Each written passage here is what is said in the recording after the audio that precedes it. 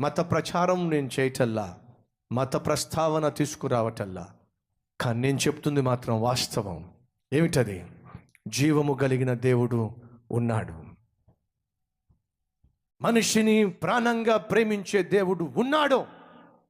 ఆ మనిషి ఎదుర్కొంటున్న ప్రతి సమస్యకు పరిష్కారము ఇవ్వగలిగిన దేవుడు ఉన్నాడు.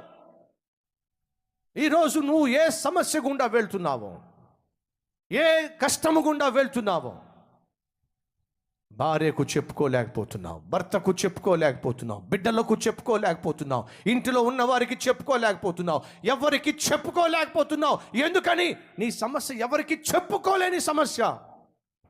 ఒకవేళ చెప్పుకున్నా ఎవరు తీర్చలేని సమస్య. నువ్వు ఎవరికి చెప్పుకోలేని సమస్య, చెప్పుకున్నా తీరనటువంటి సమస్య కలిగి ఉన్నావు. ఎవరెవరో చెప్పిన ప్రయత్నాలన్నీ నువ్వు చేసి చూశావు.